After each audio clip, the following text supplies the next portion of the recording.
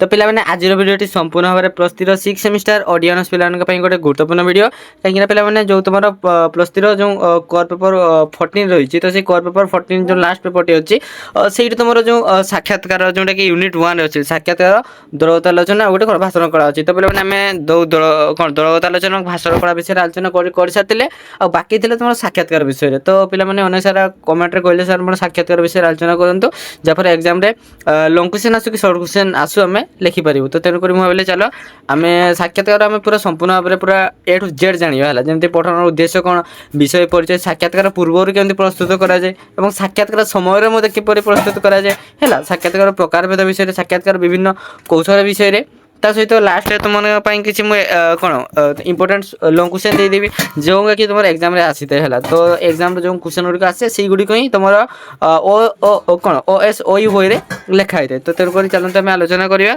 Fast जाना तुम पठन उद्देश्य साक्षात्कार साक्षात्कार मान कौन जोटा कि आम बुझाऊ इंटरव्यू जो आम कही साक्षात्कार नेबा और देवा एक कलात्मक कौशल माने जी साक्षात्कार नौ जी कि देउ माने उभय गोटे कलात्मक कौशल है साक्षात्कार दबा भी गोटे कौशल अच्छी एवं जी भी नौ तार भी गोटे कौशल अच्छी अलग अलग है देख सामाजिक सांस्कृतिक अर्थनैतिक तथा व्यक्तिगत जोगाजोग क्षेत्र में साक्षात्कार विशेष भूमिका रही है कौटी कौटी आम सामाजिक क्षेत्र में हो जाऊ आमर संस्कृति क्षेत्र में देन अर्थनैतिक क्षेत्र में एवं व्यक्तिगत जोगाजोग जोटा कि आमर पर्सनाल है हाँ आमर पर्सनाल जो तो सबकि क्षेत्र में साक्षात्कार भूमिका रही है साक्षात्कार प्रश्नकर्ता और उत्तरदाता उभयंकर दायित्व बेस गुरुत्वपूर्ण होता है माने जे कि प्रश्न पचारुथिबे से केमिति शरीर पचारती है तो ना उल्टा पाल्टा पचार सी से माड़ खाई तो तेणुक तार भी गोटे थाए तार माने दुई जनकर अति गुरुत्वपूर्ण जे भी आंसर दौथो तार भी गुरुत्वपूर्ण भूमिका थाए जे कहूथो से माने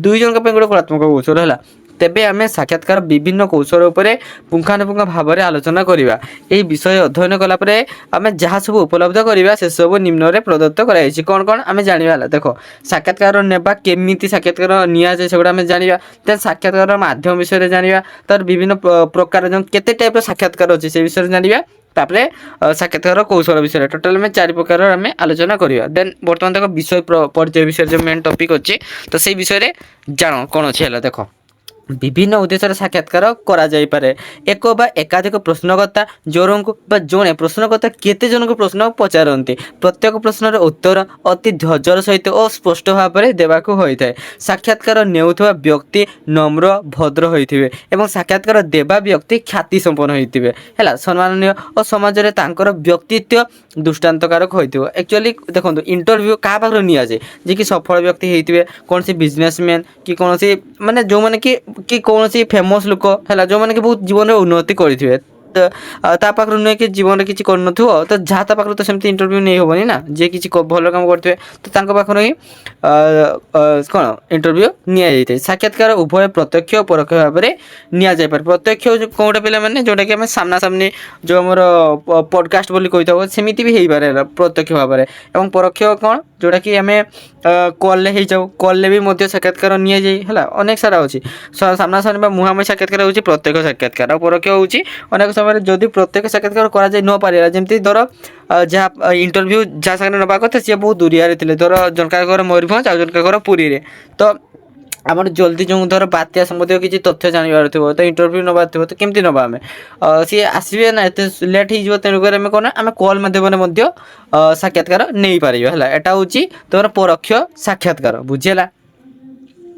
तापर देख विभिन्न वक्तव्य जानापी टेलीफोन और इंटरनेट माध्यम जोगाजोग करा वीडियो कॉल आउ गोटे कथा भूल जाइए वीडियो कॉल हो पारे बेले बेले से विषय संपर्क में जानापी जो लिखित प्रश्न पठा जाई पारे लेखिकी प्रश्न पठाती से मेसेज रहा से आंसरटे दे था ए धरण साक्षात्कार को परोक्ष साक्षात्कार बोली कहुए विभिन्न क्षेत्र में अभिज्ञ कौन अभिज्ञता थिबा विशेषज्ञ सुचिंतित विचार को साक्षात्कार माध्यम ग्रहण करा जाय ताकू समाजर हित उद्देश्य रे व्यवहार करा जायते जदि शिक्षा क्षेत्र में समस्या कौन देखा देले अभिज्ञ शिक्षाविदकर विचार एथि उपयुक्त मार्गदर्शन प्रदान करिथाय अर्थनैतिक समस्या रे विशिष्ट अर्थनैतिक भाषा समस्या हेले प्रवीण भाषाविद राजनीतिक समस्या प्रवीण राजनीतिज्ञ मानकर सहित परामर्श पाई साक्षात्कार निया जाई पारे। बर्तमान देख साक्षात्कार ग्रहण करने पाई अनेक गुड़े माध्यम को उपयोग कराई कौन कौन देखा जता गोटे टेप रेकर्ड निहाती दरकार ना तुम जान के से कौन कौन कही कौन कौन को से कौन उत्तर देते है लेखा लेखि करा हुए बट मैंने देखो जिते आम लेखा कौन एत सी जिते स्पीड कहे से स्पीड कौन लेखि हम कि हम ना तेणु कम कौन काम करता है टेप रेकर्ड हो जाऊ वीडियो रेकर्डिंग है दूरभाष इंटरनेट और वेबसाइट प्रभृति जदि केवल श्राव्य माध्यम साक्षात्कार निया जाउथिले टेप शुणी अनावश्यक अंश गुड़ी को बाद दे यार प्रसारण करा जाय पारे जो किसी माने जदि टॉपिक रो बाहर जदि अनावश्यक जहाँ पार्ट थी अदरकारी से गुड़ाक बाद दे वीडियो को मैंने कट करके आउ थे कौन ताको यूट्यूब माध्यम कि जो छाड़ा कथा से छाड़ दिखती है दृश्य श्राव्य माध्यम अनुरूप भाव में संपादना करा जिबा सहित केतेक अनुषंगिक दृश्य रूप यह सहित संयोजित करा जाए। एथिरे आवश्यक फोटोचित्र और वीडियो संयोग करागले साक्षात्कार विश्वसनीयता वृद्धि पाइबा सहित यह विशेष आदरणीय हो पारे। खबर कागज बा छापा माध्यम विशेषज्ञ साक्षात्कार निया जाउथिले साक्षात्कार परे सुविधा देखि टेप रु शुणी ताको कागज रे लिपिबद्ध करा जाए और परे यहाको छपा जाए। बर्तमान देख साक्षात्कार प्रस्तुति केमिति होता है देख साक्षात्कार ना पूर्व केतोटी जानवा कथा कौन देख गोटे साक्षात्कार पूर्व यार प्रकृत उद्देश्य संपर्क में अवगत होगा निहाती जरूरी जे कौन उद्देश्य साक्षात्कार निया जाए जी साक्षात्कार देवाक आसदेन से कौन उद्देश्य तथा आगुरी जानवा कथा देन साक्षात्कार साधारणतः निम्नलिखित उद्देश्य को नजर रखी नि कौन कौन देख जहाँ साक्षात्कार निया जाउची से एक निर्दिष्ट विषय संपर्क में केते मात्रा अवगत अच्छी ताहा जानवा आवश्यक होता है। तापरे बेले बेले जहाँ साक्षात्कार निया जाउची से निजे ही साक्षात्कार विषय वस्तु होता जहाँ साक्षात्कार निया जाउची तांकर चिंताधारा तथा गोटे विषय को नहीं किभली दृष्टिकोण रही जानवा जरूरी होता है है देख जहाँ साक्षात्कार ग्रहण करा प्रथमे तांकर व्यक्तित्व है जोटा कि पर्सनालीटी तर दक्षता बा टैलेंट एवं तांकर साधना संपुक्त विषय गभीर प्रवेश जोटा माने नॉलेज थोड़ा विषय ना केमती साक्षात्कार कौन केमती साक्षात्कार नवा जोटा कि इंटरव्यू तांकर अभिज्ञता को विचार करी तांकर साक्षात्कार ग्रहण करिवार स्थिर करा जाए। साक्षात्कार देवा व्यक्तिंकर योग्यता कृतित्व अभिज्ञता संपर्क में विधिवत धारणा रही सहित तांको प्रति सम्मानबोध रहिबा उचित। साक्षात्कार ग्रहण करने यथेष्ट पूर्वर तांकर सहित जोगाजोग करी उपयुक्त समय निर्धारण करने और तांको कौन आशा करिसेंती ताहा तांको जणाइबा आवश्यक होइताय। जहाँ साक्षात्कार ग्रहण करा जिबा तांको सहित निर्धारण समय और स्थान रे साक्षात्कार कर्ता जाई उपस्थित होगा उचित। तांकर वक्तव्य को रेकर्ड करने सांगरे tape record audio video camera टिपा खाता कलम प्रभृति सरंजाम नेवा मध्य एकांत जरूरी होता है। तब देख साक्षात्कार समय प्रस्तुति केमिति करा जाय जेतरे इंटरव्यू चली देखो साक्षात्कार नेबा समय सर्वप्रथमे मन रखा हेबो जे साक्षात्कार नेबा समय साक्षात्कारी एवं जहाँ साक्षात्कार ग्रहण करा जिवो उभयंक भितरे जदि विरक्ति भाव बा बेपारुआ भाव बिजनेस कपड़ी है जो देखो किसी जन कथा माने विरक्ति सर्ट माइंड जो टिके कथा रागी जाती आ गोटे बेपार बिजनेस कपड़ी टिके कथार केमती थाए से माने खाली टिके खाली बेपार करदेवे तापर अहं भाव गर्व अभद्रामी भरी केतेक आचरण देखा जाए तेबे ता साक्षात्कार संपूर्ण भाव में विशृंखलित करें।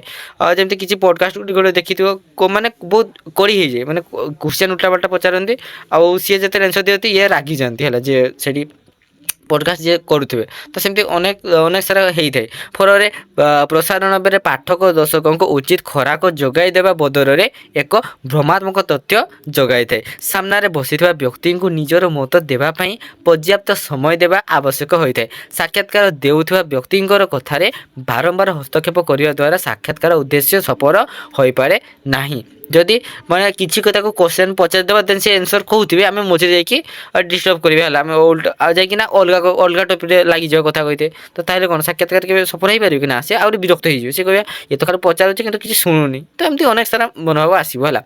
साक्षात देउथुवा व्यक्तिंकर सामने निजक निर्बोध बा बोका देखा भूल साक्षात्कार प्रकृत उद्देश्य एवं लक्ष्य उपरे मौलिक ज्ञान रहा आवश्यक। उत्तरदाता प्रश्नकर्ता कष्ट प्रश्नर कुष्ठाबद्ध न कर सबरे नम्रक भरी रहा चेष्टा करवा उचित। देन देख साक्षात्कार प्रकार जो टाइप विषय में कहूली केते प्रकार अच्छी देख वृत्तिभित्तिक साक्षात्कार कौन देख जीवन में विभिन्न वृत्ति अवलम्बन करने पूर्व अनेक क्षेत्र में साक्षात्कार देवाक पड़ता है इंटरव्यू जोटा है जेकोसी जॉब कर जॉब पूर्व तो इंटरव्यू देवाक पड़ता है तो सहीटा ही यही धरण साक्षात्कार होउची वृत्तिभित्तिक साक्षात्कार जीवन और जीविका सहित यह संपृक्त थिबारो एक प्रकार साक्षात्कार रे सावधानता और सचेतनता निहाती जरूरी होता है सरकारी बा बेसरकारी स्तर में जेकोसी पदवी नियुक्ति पर साक्षात्कार गोटे प्रमुख परीक्षा भाव में विवेचित हो आसी देख साक्षात्कार हाँ साक्षात्कार प्रार्थी व्यक्तित्व सहित वृद्धि और ज्ञानर विचार करती परीक्षक मंडली बा चयन समिति प्रार्थी वेश पोशाक है ड्रेस कोड एवं कथा कहवा भंगी तार कम्युनिकेशन स्किल कौन प्रसंग में केते ज्ञान अच्छी से नॉलेज को मध्य से सबूर विचार करा सहित आंचलिक ठारू आंतर्जातिक पर्यंत विभिन्न समस्या जो तुम आखपाख जो लोकाल जहाँ किसी प्रोब्लेम हो से समस्या प्रति तुमको जानापी दरकार ना कौन सब असुविधा हुए और आंतर्जातिक क्षेत्र में जो आम देश विदेश में कौन सब असुविधा हुए कौन सब रियालिटी है कौन सब चली बर्तमान जुगे तो हमको रियालिटी सागर रही अच्छी ना और ता भर आम नॉलेज थोड़ा दरकार विषय उपर विशेषणात्मक दृष्टिभंगी सर्वोपरि साधारण ज्ञान को गुरुत्वर सहित विचार कराए पदवी कौन प्रार्थी प्रार्थी जनक उपयुक्त और अनुपयुक्त योग्य और अयोग्य ताहा जानापी साक्षात्कार निर्णायक भूमिका नहीं थाए लिखित परीक्षार नंबर आधार में साक्षात्कार पाई प्रार्थी को अनेक क्षेत्र में डका जाइथिले हैं एबे उभय सरकारी और बेसरकारी चाकरी पाई अनेक समय रे केवल साक्षात्कार को परीक्षा भाव में ग्रहण करा जाउ साक्षात्कार कौन इंटरव्यू को एग्जाम भाव में ग्रहण करा जो आम कौन कहीदे से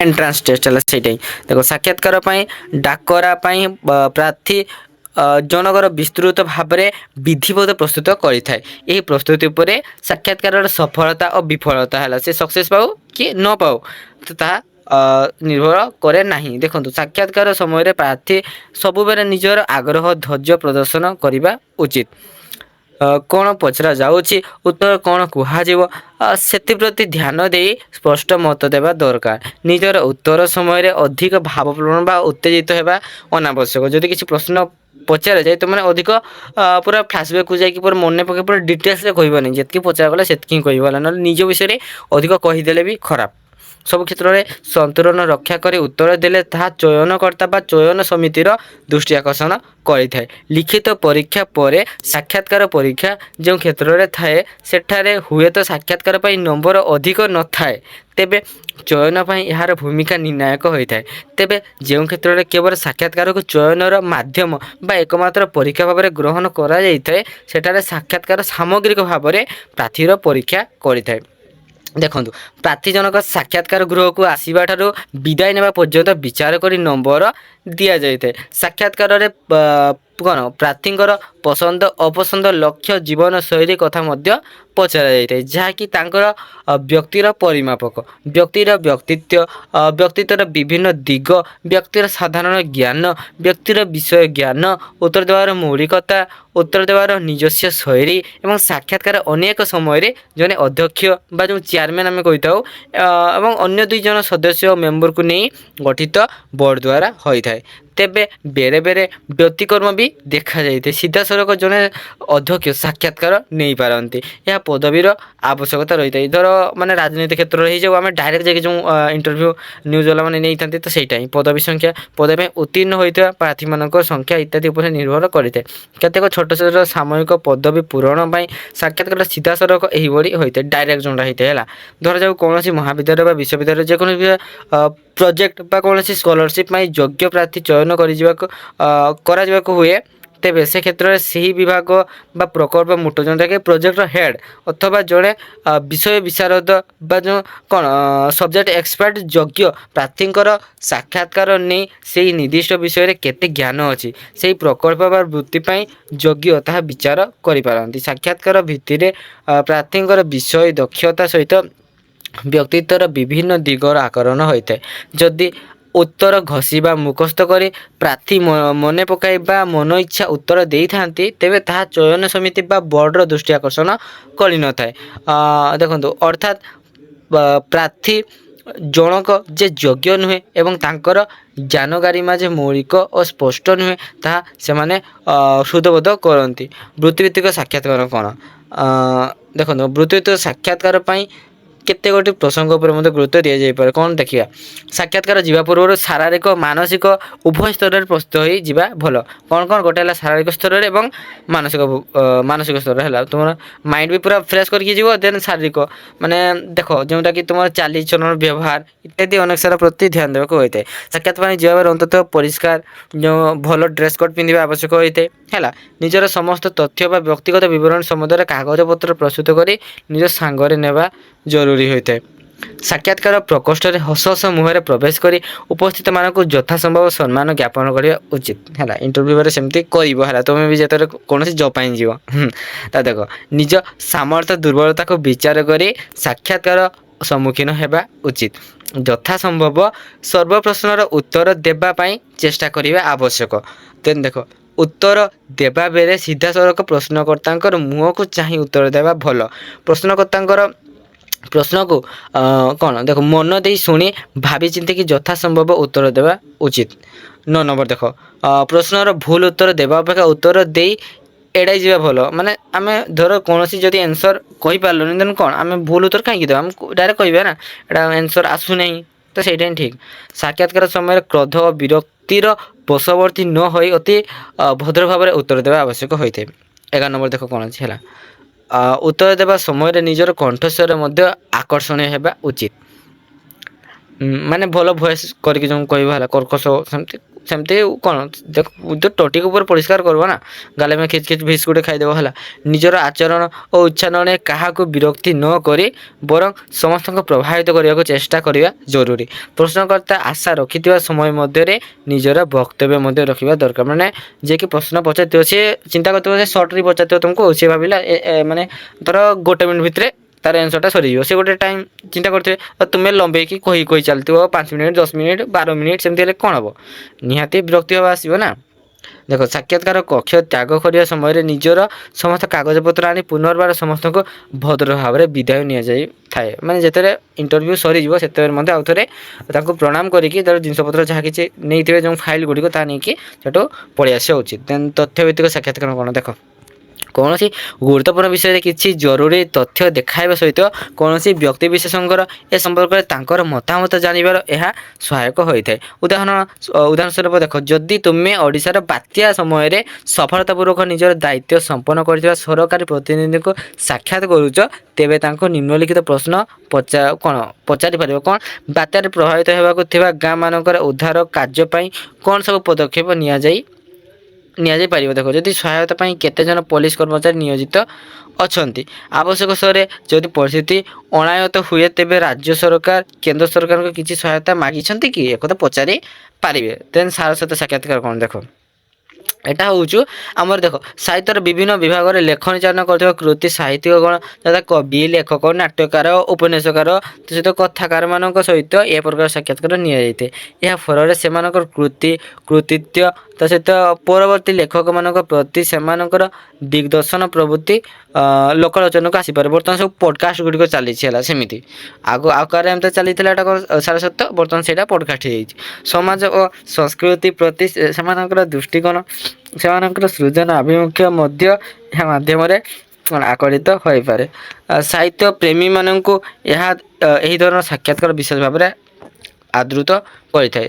ଆବେଗପୂର୍ଣ୍ଣ ସାକ୍ଷାତକାର ଦେଖ କ'ଣ ଏଭଳି ସାକ୍ଷାତକାର ନେବା ଟିକେ କଷ୍ଟକର ହୋଇଥାଏ।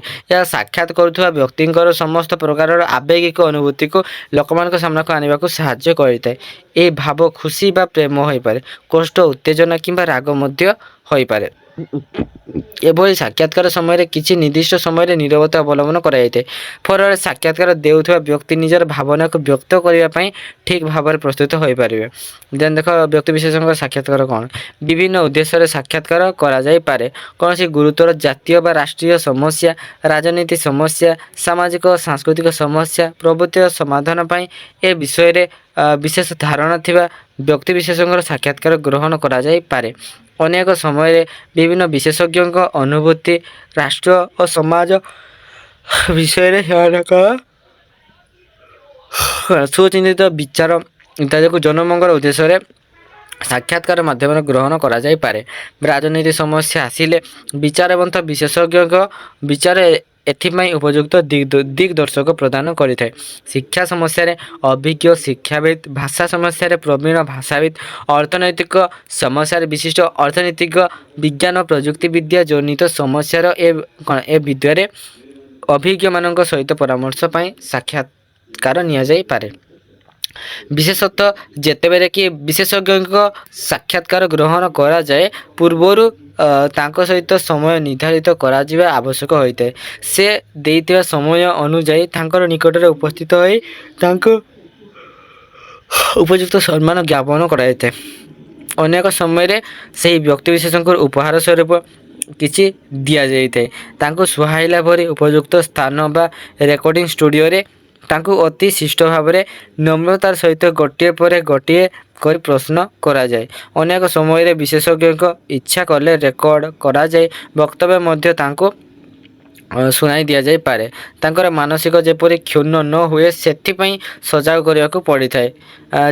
ଯେକୌଣସି ପ୍ରଶ୍ନର ଉତ୍ତର ନ ପାଇଲେ ବିବ୍ରତ ନ ହୋଇ ବରଂ ପୁଣି ତାଙ୍କଠାରୁ ଉତ୍ତର ଆଣିବାକୁ ଚେଷ୍ଟା କରାଯାଇଥାଏ। ଏହି ଧରଣର ସାକ୍ଷାତକାର ନେବା ଆଗରୁ ସେହି ବ୍ୟକ୍ତିବିଶେଷଙ୍କର ବ୍ୟକ୍ତିତ୍ୱ ବା ଯେଉଁଟାକି ତା'ର ପର୍ସନାଲିଟି ବିଷୟରେ ଆମକୁ ଅଧିକ ଜାନକାରୀ ଥିବା ଦରକାର। ଯେଉଁ ବିଷୟ ଆଧାରରେ ସାକ୍ଷାତକାର ନିଆଯାଏ ସେହି ବିଷୟ ପ୍ରତି ମଧ୍ୟ ସାକ୍ଷାତକାର ଗ୍ରହୀତାଙ୍କର ବିଶେଷ ଜ୍ଞାନ ଥିବା ଜରୁରୀ ହୋଇଥାଏ। ସମସ୍ତ ଉତ୍ତର ପାଇବା ପରେ ତାଙ୍କର କୃତଜ୍ଞତା ଜଣାଇ ତାଙ୍କଠାରୁ ବିଦାୟ ଆଣିଥାଏ। আকস্মিক সাক্ষাৎকার କ'ଣ ଯେଉଁଟାକି ହଠାତ୍ ଆସିଥାଏ। ଦେଖ ଅନେକ ସମୟରେ କେତେକ ଆକସ୍ମିକ ବା ଜରୁରୀ ସମସ୍ୟା ଦେଖାଯାଇଥାଏ। ଏହି ସମୟରେ କେତେଜଣ ବିଶେଷଜ୍ଞଙ୍କ ପରାମର୍ଶ ନିତାନ୍ତ ଆବଶ୍ୟକ ହୋଇଥାଏ। ବନ୍ୟା, ବାତ୍ୟା, ଭୂମିକମ୍ପ, ଦୁର୍ଭିକ୍ଷ ଭଳି ପ୍ରାକୃତିକ ବିପର୍ଯ୍ୟୟ ତଥା ସଡ଼କ ଦୁର୍ଘଟଣା ସମାଜରେ ଦଙ୍ଗା ପ୍ରଭୃତି ମାନବକୃତ ସମସ୍ୟାଗୁଡ଼ିକ ଆକସ୍ମିକ ଭାବରେ ଘଟିଥାଏ। ଏହିଭଳି ସମସ୍ୟା ଦେଖାଦେଲେ ବିଭିନ୍ନ ବିଶେଷଜ୍ଞଙ୍କ ସହିତ ସାକ୍ଷାତକାର ଜରୁରୀ ହୋଇଥାଏ। ତାପରେ ଦେଖ ତେଣୁ ଏହିଭଳି ପରିସ୍ଥିତିରେ ବିଶେଷଜ୍ଞଙ୍କୁ କୌଣସି ପ୍ରକାରରେ ଅନୁରୋଧ କରି ସେମାନଙ୍କର ସହିତ ସାକ୍ଷାତକାର ଓ ପରାମର୍ଶ ଗ୍ରହଣ କରି ପ୍ରସାରଣ କରାଯାଏ। ଫଳରେ ସମାଜରେ ଜନସାଧାରଣଙ୍କ ଦ୍ୱାରା ବଢ଼ୁଥିବା ବିଭ୍ରାନ୍ତର ଉପଚାର ଘଟିଥାଏ, ଯଦ୍ୱାରା ଲୋକମାନେ ବିଶେଷ ଭାବରେ ଉପକୃତ ହୋଇଥାନ୍ତି। ତାପରେ ଦେଖ ପ୍ରଶାସକ ମଧ୍ୟ ଉପଯୁକ୍ତ ମାର୍ଗଦର୍ଶନ ପ୍ରାପ୍ତ ହୁଅନ୍ତି। ଅନେକ ସମୟରେ ସମାଜରେ କିଛି ଚମତ୍କାର ଅଥବା ଅଲୌକିକ କାର୍ଯ୍ୟ ସମ୍ପର୍କରେ ଦେଖନ୍ତୁ ଆକସ୍ମିକ ଭାବରେ ପ୍ରଚାରିତ ହୋଇ ଅତି ଶୀଘ୍ର ଗତିରେ ବ୍ୟାପି ଯାଇଥାଏ। ଏଥିପ୍ରତି ଲୋକଙ୍କର ଭିତରେ କୌତୂହଳ, ଚୁମ୍ବନ ଓ କୌତୂହଳ, ଚୁମ୍ବନ ତା ସହିତ ଅନେକ ସାରା ଯେମିତି ଭାବ ଆଗ୍ରହ ଉଦ୍ଦୀପନା ବୃଦ୍ଧି ପାଇଥାଏ। ସେହି ସ୍ଥାନରେ ଲୋକଙ୍କର ସୁଟ ଛୁଟେ। ମାତ୍ର ପ୍ରକୃତ ଘଟଣା ସମ୍ପର୍କରେ ଉପଯୁକ୍ତ ଧାରଣା ପାଇଁ ଘଟଣାସ୍ଥଳ ଓ ଘଟଣା ସହିତ ସମ୍ପୃକ୍ତ ଲୋକଙ୍କର ଉପଯୁକ୍ତ ସାକ୍ଷାତକାର ଜରୁରୀ ହୋଇଥାଏ। ତାପରେ ଦେଖ ବିଶେଷଣାତ୍ମକ ସାକ୍ଷାତକାର BBC ପ୍ରଶିକ୍ଷଣ ମାନୁଆଲ ଅନୁଯାୟୀ ବିଶେଷଣାତ୍ମକ ସାକ୍ଷାତକାର ଓ ପ୍ରସାରଣ ସାକ୍ଷାତକାର ଭିତରେ ଯଥେଷ୍ଟ ଫରକ ରହିଛି। ସାକ୍ଷାତକାର ଦେଉଥିବା ବ୍ୟକ୍ତି ଜଣକ କୌଣସି ବିଷୟରେ ତଥ୍ୟାତ୍ମକ ବିଶ୍ଳେଷଣ କରୁଥିବା ଆବଶ୍ୟକ ହୋଇଥାଏ। ଉଦାହରଣ ସ୍ୱରୂପ ସୁଧ ହାର ବଢ଼ୁଥିବା ବେଳେ ଏହା ବନ୍ଧକ ଋଣକୁ କିପରି ପ୍ରଭାବିତ କରିବ ସେ ନେଇ ଜଣେ ଅର୍ଥନୀତି ବିଶେଷଜ୍ଞଙ୍କୁ ପଚରାଯାଇପାରେ। ତାପରେ ଦେଖ ସବୁ ବିଶେଷ ସାକ୍ଷାତକାର କ'ଣ? କେତେ କ୍ଷେତ୍ରରେ ବିଭିନ୍ନ ଖବରକାଗଜ ପତ୍ରପତ୍ରିକା ଅନେକ ଧରଣର ଅସାଧାରଣ ସାକ୍ଷାତକାର ପ୍ରସାରଣ କରନ୍ତି। ଅନେକ ସ୍ତରରେ ସମାଜର ଦୃଷ୍ଟି ଅଡ଼ୁଆରରେ ରହିଯାଇଥିବା କେତେକ ଜନାଲୋଚନାକୁ ଆଣିବା ପାଇଁ ଏହି ଧରଣର ସାକ୍ଷାତକାର ଗ୍ରହଣ କରାଯାଇଥାଏ। ତେଣୁ ଏଥିପାଇଁ ବିପଦ ସଂକୁଳ ସ୍ତରକୁ ଯାଇ ସାକ୍ଷାତକାର ନିଆଯାଏ। ଦେଖନ୍ତୁ ବନ୍ୟାକ୍ଲିଷ୍ଟ ସ୍ଥାନ ଭଳି ବିପଦପୂର୍ଣ୍ଣ କ୍ଷେତ୍ରରେ ସାକ୍ଷାତକାର ମଧ୍ୟ ଏହି ଶ୍ରେଣୀର ଅସାଧାରଣ ସାକ୍ଷାତକାର। ବେଳେବେଳେ କେତେକ ଅତି ପ୍ରଚାରିତ ଗୁଜବ, ଅତି ଅବିଶ୍ୱାସୀ ଘଟଣା ପ୍ରକୃତି ଜନସାଧାରଣଙ୍କ ବିଶ୍ୱାସ ଅବିଶ୍ୱାସର ଦୋଛକିରେ ଠିଆ କରାଇଥାଏ। ଏହି କ୍ଷେତ୍ରରେ ଉପଯୁକ୍ତ ଅନୁସନ୍ଧାନମୂଳକ ସାକ୍ଷାତକାରକୁ ମଧ୍ୟ ଅସାଧାରଣ ବା ବିଶେଷ ସାକ୍ଷାତକାର ଦୃଷ୍ଟାନ୍ତ ଭାବରେ ଗ୍ରହଣ କରାଯାଇପାରେ। ଆଉ ଅଳ୍ପ ଅଛି ଦେଖ, ଆଉ ଅଧିକ ନାହିଁ, ସରିଯିବନି ହେଲା, ଆଉ ଅଳ୍ପ ଅଛି ଦେଖ। ଫୋନ୍ ସାକ୍ଷାତକାର କ'ଣ ଫୋନ୍ରେ ଯେଉଁ ହୋଇଥିଲା ଅନେକ ସମୟରେ ଯଦି ମୁହାଁମୁହିଁ ବା ପ୍ରତ୍ୟକ୍ଷ କରାଯାଇ ନ ପାରିଲା ତାହେଲେ କୌଣସି ବ୍ୟକ୍ତିବିଶେଷଙ୍କର ମନ୍ତବ୍ୟ ଜାଣିବା ପାଇଁ ଟେଲିଫୋନ୍ ମାଧ୍ୟମରେ ମଧ୍ୟ ଯୋଗାଯୋଗ କରାଯାଇ ପରାମର୍ଶ ନିଆଯାଇପାରେ। ସୌଜନ୍ୟମୂଳକ ସାକ୍ଷାତକାର କ'ଣ? ସାମାଜିକ ଜୀବନରେ ଅନେକ ସମୟରେ ସୌଜନ୍ୟମୂଳକ ସାକ୍ଷାତକାର ନିଆଯାଇଥାଏ। ପଦସ୍ଥ କର୍ମଚାରୀ କୌଣସି କର୍ମକ୍ଷେତ୍ରରେ ବା ନୂତନ ଭାବରେ ଯୋଗ ଦେଲେ ସେହି ବ୍ୟକ୍ତି ବିଶେଷଙ୍କର ସୌଜନ୍ୟମୂଳକ ସାକ୍ଷାତକାର ନିଆଯାଇ ତାଙ୍କ ଅଭିନନ୍ଦନ କୃତଜ୍ଞତା ଜ୍ଞାପନ କରାଯାଇଥାଏ। କେତେକ କ୍ଷେତ୍ରରେ ରାଜ୍ୟ ଜାତୀୟ ଆନ୍ତର୍ଜାତିକ ସ୍ତରରେ ଖ୍ୟାତି ଅର୍ଜନ କରିଥିବା ବିଭିନ୍ନ ପ୍ରତିଭାବନ୍ତ ବ୍ୟକ୍ତିମାନଙ୍କୁ କେବଳ ଉତ୍ସାହିତ କରିବା ପାଇଁ କରାଯାଉଥିବା ସାକ୍ଷାତକାର ଅନେକ ବର୍ଷ ବିଦେଶ ରହିପାରେ। ବିଦେଶ ଫେରନ୍ତା ବ୍ୟକ୍ତି ବିଶେଷଙ୍କର ଭେଟିବା ତା ସହିତ କ'ଣ ନିଜର ବନ୍ଧୁ ବା ସମ୍ପର୍କୀୟମାନଙ୍କୁ ଅତି ବ୍ୟବଧାନ ପରେ ଦେଖା ପ୍ରଭୃତି ସୌଜନ୍ୟମୂଳକ ସାକ୍ଷାତକାର କ୍ଷେତ୍ରରେ ଦୃଷ୍ଟାନ୍ତ ଗୁଡ଼ିକ। ଆଉ ଦେଖ ଆମର ସାକ୍ଷାତକାର ବିଭିନ୍ନ କୌଶଳ ଗୁଡ଼ିକ ହେଲା। ପ୍ରଥମତଃ ସାକ୍ଷାତକାରଟି ଯଦି କୌଣସି ପ୍ରସଙ୍ଗ ଉପରେ ଜଣେ ବ୍ୟକ୍ତିଙ୍କର ବିଚାର ସମ୍ପର୍କରେ ଜାଣିବା ପାଇଁ ହୋଇଥାଏ ତାହେଲେ ତୁମକୁ କେବଳ ପ୍ରଶ୍ନ ପଚାରିବାର ଅଛି। ଉପରୋକ୍ତ ସାକ୍ଷାତକାରରେ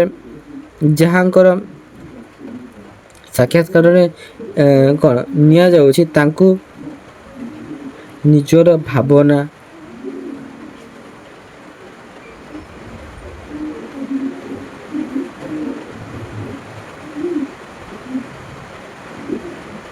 ଦେଖ ସାକ୍ଷାତକାର ବିଭିନ୍ନ କୌଶଳ ବିଷୟରେ। ପ୍ରଥମତଃ ସାକ୍ଷାତକାରଟି ଯଦି କୌଣସି ପ୍ରସଙ୍ଗ ଉପରେ ଜଣେ ବ୍ୟକ୍ତିଙ୍କର ବିଚାର ସମ୍ପର୍କରେ ଜାଣିବା ପାଇଁ ହୋଇଥାଏ ତାହେଲେ ତୁମକୁ କେବଳ ପ୍ରଶ୍ନ ପଚାରିବାର ଅଛି ହେଲା। ଉପରୋକ୍ତ ସାକ୍ଷାତକାରରେ ଯାହାଙ୍କର ସାକ୍ଷାତ ବା ଇଣ୍ଟରଭ୍ୟୁ ନିଆଯାଉଛି ତାଙ୍କୁ ନିଜର ଭାବନା ମତାମତ ବ୍ୟକ୍ତ କରିବାକୁ ପୂର୍ଣ୍ଣ ସୁଯୋଗ ଦେବା ଉଚିତ। ତୁମେ ନିଶ୍ଚିତ ହେବା ଦରକାର ଯେ ସାକ୍ଷାତକାରଟିକୁ ଲେଖିବା ବେଳେ ତୁମେ ସାକ୍ଷାତକାରର ଅଂଶ ବିଶେଷକୁ ତ୍ରୁଟିପୂର୍ଣ୍ଣ ଭାବରେ ଉପସ୍ଥାପନ କରୁନାହିଁ ହେଲା। ତା ଦେଖ ଦ୍ୱିତୀୟତଃ ଯଦି ଜଣେ ବ୍ୟକ୍ତିଠାରୁ କୌଣସି ପ୍ରସଙ୍ଗରେ ସତ ବାହାର କରିବା ସାକ୍ଷାତକାରର ଉଦ୍ଦେଶ୍ୟ ତାହେଲେ ତୁମେ ଭଲ ଭାବରେ ଆଗୁଆ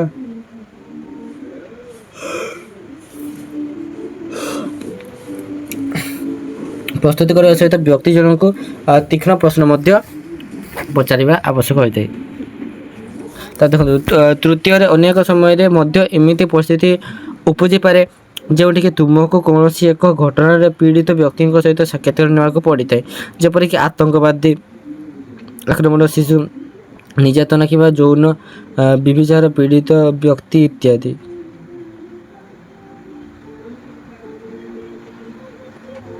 ତାପରେ ଦେଖ ଯେପରିକି ଆତଙ୍କବାଦୀ ହେଇଯାଉ କି ଆକ୍ରମଣ, ଶିଶୁ ସେପରି ନିର୍ଯାତନା କିମ୍ବା ଯୌନ ବ୍ୟଭିଚାର ପୀଡ଼ିତ ବ୍ୟକ୍ତି ଇତ୍ୟାଦି। ପୋଲିସ ନୃଶଂସତା କିମ୍ବା ଜାତିଗତ ହିଂସାର ଶିକାର ବ୍ୟକ୍ତିଙ୍କର ସାକ୍ଷାତକାର ମଧ୍ୟ ତୁମକୁ ନେବାକୁ ପଡ଼ିପାରେ।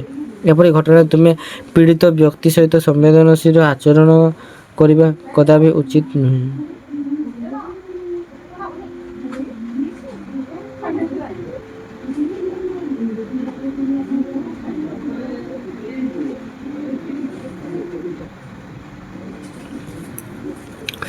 ଅନାବଶ୍ୟକ ପ୍ରଶ୍ନ ମଧ୍ୟ ପଚାରୁ ନାହିଁ। ଦେଖ ଯେଉଁ କଥା ଲୋକଲୋଚନକୁ ଆସିବା ବିଶେଷ ଜରୁରୀ ନୁହେଁ ବା ଯାହା ପଚାରିବା ଦ୍ୱାରା ପୀଡ଼ିତ ବ୍ୟକ୍ତି ଅସହଜ ଅନୁଭବ କରିବେ ସେ ସମ୍ପର୍କରେ ପ୍ରଶ୍ନ ପଚାରିବାରୁ ନିବୃତ୍ତ ରୁହ।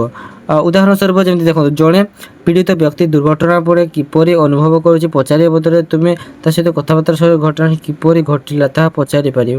ଯେତେବେଳେ ପୀଡ଼ିତ ଜଣକ କଥାବାର୍ତ୍ତାରେ ତୁମ ସହିତ ପୁରାପୁରି ଭାବରେ ମଜିଯିବ ସେତେବେଳେ ତୁମେ ଘଟଣାଟି ଘଟି ସାରିବା ପରେ ସେ କିପରି ଅନୁଭବ କରୁଛନ୍ତି ତାହା କହିପାରିବ। ଏଇଟା ହେଲେ ଇଣ୍ଟରଭ୍ୟୁର ଯେଉଁଟାକି ମେନ୍ ଚିଜ୍ ଯେଉଁଟା ଏଇଟା ଜାଣିବା ଦରକାର। ଏଇଟା ନହେଲେ ଇଣ୍ଟରଭ୍ୟୁ କେବେ ବି ଭଲସେ ହେଇପାରିବ ନାହିଁ। ବିଶେଷଜ୍ଞଙ୍କର ମତରେ ଗୋଟିଏ ଭଲ ସାକ୍ଷାତକାର ଏକ ବାର୍ତ୍ତାଳାପ ଭଳି ହେବା ଉଚିତ।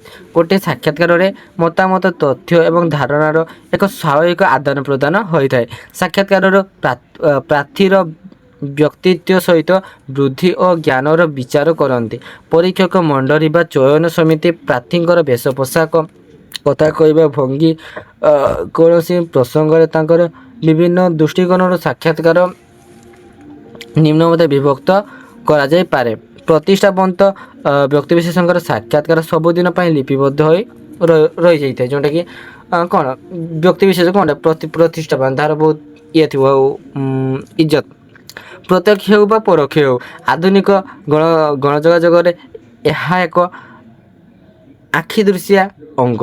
ସାକ୍ଷାତକାର ଦେଉଥିବା ବ୍ୟକ୍ତିବିଶେଷଙ୍କର ଯୁକ୍ତିନିଷ୍ଠା ବକ୍ତବ୍ୟ ମତ ବକ୍ତବ୍ୟ ଭିତରେ ସମାଜର ବାସ୍ତବ ଚିତ୍ର ଫୁଟି ଉଠିବା ସହିତ ତାହା ଏକ ଐତିହାସିକରଣର ସ୍ୱରୂପ ନେଇଥାଏ। ଏକ ସ୍ୱଚ୍ଛ ନିଷ୍କପଟ ସାକ୍ଷାତକାର ମାଧ୍ୟମରେ ସାକ୍ଷାତକାର ଦେଉଥିବା ବ୍ୟକ୍ତିବିଶେଷଙ୍କର ବକ୍ତବ୍ୟକୁ ଜନସାଧାରଣଙ୍କ ଆଦର୍ଶ ପ୍ରେରଣା ବା ତଥା ବାସ୍ତବତାର ମାର୍ଗ ହୋଇଥାଏ। ଯଥାର୍ଥରେ ସାକ୍ଷାତକାର ଯେ ସାମାଜିକ ସାଂସ୍କୃତିକ ତଥା ବ୍ୟକ୍ତିଗତ ଯୋଗାଯୋଗ କ୍ଷେତ୍ରରେ ଏକ ବିଶେଷ ଭୂମିକା ନିର୍ବାହ କରେ ତାହା ସହଜରେ କୁହାଯାଇପାରିବ। ତ ପିଲାମାନେ ଏଇଟା ଗଲା।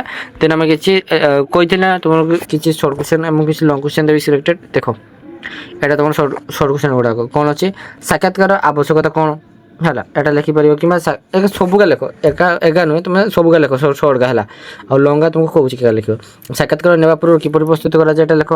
ସାକ୍ଷାତକାର ବିଭିନ୍ନ ମାଧ୍ୟମ ଓ ତାର ପ୍ରୟୋଗ ଶୈଳୀ ବିଷୟରେ ଆଲୋଚନା କରିବ। ସାକ୍ଷାତକାର ନେବା ସମୟରେ କେଉଁ ଦିଗ ପ୍ରତି ଧ୍ୟାନ ଦେବା ଆବଶ୍ୟକ এটা দেখো দেন ଆମେ ଲାଷ୍ଟରେ କ'ଣ ଆଲୋଚନା କରିବା ସାକ୍ଷାତକାର ପ୍ରକାରଭେଦ ବିଷୟରେ ଏଇଟା ଗଲା। ଦେନ୍ କିଛି ଦୀର୍ଘ ବା ଲଙ୍ଗ କ୍ୱେଶ୍ଚନ୍ ଗୁଡ଼ିକ ଦେଖ। ବୃତ୍ତିଗତ ସାକ୍ଷାତକାର କ'ଣ? ପ୍ରାୟତଃ ଏମିତି ଆସେ ଯେମିତି ପ୍ରତ୍ୟକ୍ଷ ପରୋକ୍ଷ ସାକ୍ଷାତକାର ମଧ୍ୟରେ ପାର୍ଥକ୍ୟ କ'ଣ ହେଲା କିମ୍ବା ସାକ୍ଷାତକାର ସାର ସହିତ ସାକ୍ଷାତକାର କ'ଣ କିମ୍ବା ତୁମର ସାକ୍ଷାତକାର ପ୍ରକାର ଭିତରେ ପକାଇଦେବ ତ ସେମିତି କିଛି କ୍ୱେଶ୍ଚନ୍ ଆସିଥାଏ। ତ ପିଲାମାନେ ଏଇ ଯେଉଁ ଲଙ୍ଗ କ୍ୱେଶ୍ଚନ୍ ଗୁଡ଼ିକ ଅଛି ଏଇ ଲଙ୍ଗ କ୍ୱେଶ୍ଚନ୍ରୁ ମୋତେ ତୁମେ ଦୁଇଟା କରିଦେଖାଅ। କ'ଣ ଗୋଟେ ହେଲା এটা দেখো পরোক্ষ প্রত্যক্ষ সাক্ষাৎকার মধ্যে পার্থক্য କ'ଣ ଆଉ ଗୋଟେ ତୁମର নির্বাচিত প্রতিনিধি সাক্ষাৎকার ଆଉ ଗୋଟେ ଘଟା ହେଲା ସାରସ୍ୱତ ସାକ୍ଷାତ এই ଦୁଇଟା ଲେଖ ଅଧିକ ନାହିଁ এই ଦୁଇଟା ଲେଖି ମୋତେ କେମିତି ଦେଖେଇବ କୁହ ତ ଦେଖେଇ ଦେଇପାରିବନି ଦେନ୍ ମୋତେ କୁହ ନହେଲେ ଆମ ଟେଲିଗ୍ରାମ ଗ୍ରୁପରେ ଜଏନ୍ ହେଇଯାଅ ଆମର ଡିସ୍କ୍ରିପ୍ସନରେ ଦେଇଦେଇଛି ସେଇଠି ମୋତେ ନୋଟ୍ ପଠାଇଦେବ ହେଲା ଲେଖି ସାରିଲି ବୋଲି ଆଉ ନହେଲେ କେମିତି ପଠାଇବ। ତ ଧନ୍ୟବାଦ ଭିଡ଼ିଓଟିକୁ ସମ୍ପୂର୍ଣ୍ଣ ଭାବରେ ଦେଖିଥିବାରୁ ଜୟ ଜଗନ୍ନାଥ।